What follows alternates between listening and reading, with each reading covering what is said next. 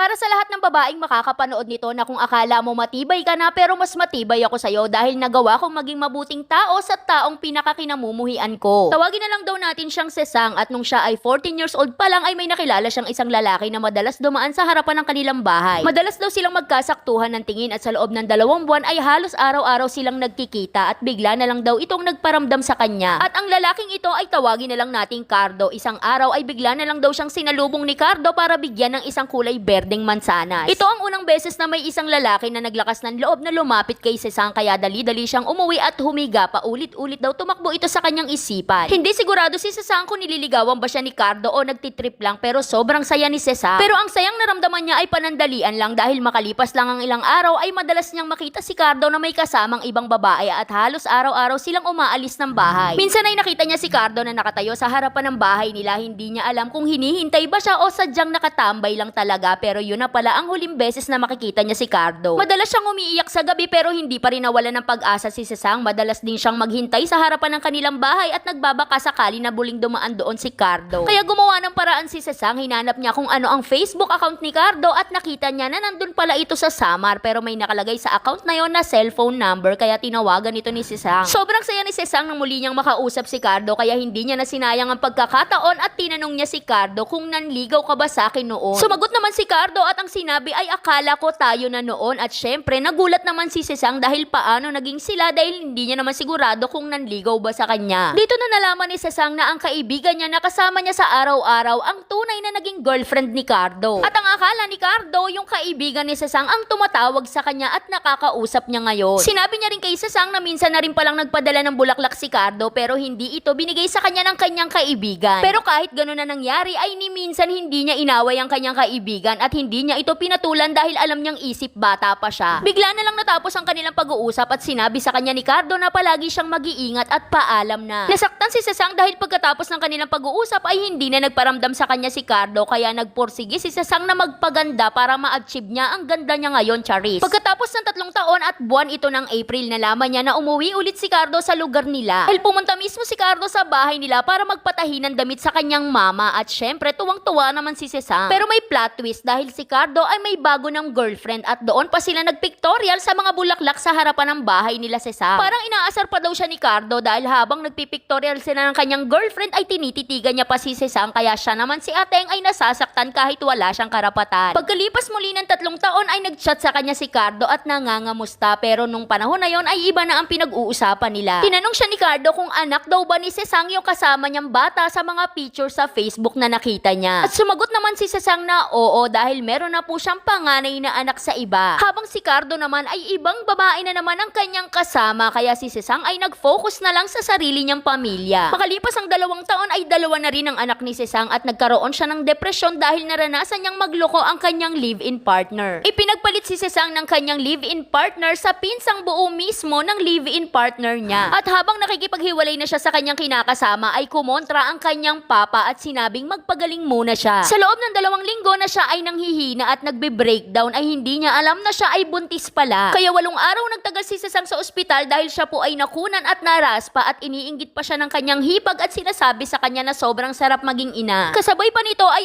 ayaw ibigay sa kanya ng ex-live-in partner niya ang kanyang mga anak kaya na-realize ni Sesang kailangan niyang may mapatunayan. Kailangan niya ring magkaroon ng trabaho para mapatunayan niya na kaya niyang buhayin ang kanyang mga anak kaya naghanap siya ng mapapasukan. Nakahanap naman agad ng trabaho si Sesang pero simula nang siya ay kumita ay nagkaroon siya ng bisyo. Ilang buwan pa ang lumipas ay hinatid na kay Sesang ang kanyang mga anak na parang mga basura na tinapon lang sa kanilang bahay. Pumayat at namutla ang kanyang mga anak at hinatid sila nang wala man lang kasamang mga gamit pero kahit ganon ang nangyari ay masaya si Sesang na makita ulit ang kanyang mga anak. At para sa kaalaman po ng inyong mga manonood ay nagkabalikan po kami ng aking ex-live-in partner hindi dahil mahal ko siya kundi mas pinili kong magkaama ang aking mga anak. Wala rin po akong plano na ipaobliga sa aking mga magulang ang responsibilidad ng tatay ng mga anak ko. Dati po kasi nung magkahiwalay kami ay 2,000 piso lang ang pinadadala niya, hindi katulad ngayon siya ang namomroblema, hindi ako. Matagal niya na rin pinatunayan na hindi ko siya dapat mahalin, pakikisama na lang po ang gusto kong gawin sa kanya. At ang connection nga pala ng istorya ko na to kay Cardo ay naging asawa ko ang aking live-in partner dahil na-pressure akong sagutin siya dahil kay Cardo. Nasasaktan po kasi ako pag nalalaman kung may iba na siyang girlfriend. Hanggang ngayon siya pa rin ang nasa puso ko dahil siya ang first love ko. Hanggang dito na lang, Ate Sorry, Charis. Akala ko may ganap si Cardo. Wala naman pala. Kaya para sa mga gustong sumulat, dito lang po yan sa ating Facebook page na Say Carp. Huwag kalimutan mag-follow para updated ka everyday. Kaya shoutout muna kay Cherry Antepase. At gusto ko lang din magpasalamat sa ating solid star sender na si Bunying Kylie. Kaya thank you so much. Kaya yun lang. Like and share para alam mo na namin bukas. Bye-bye!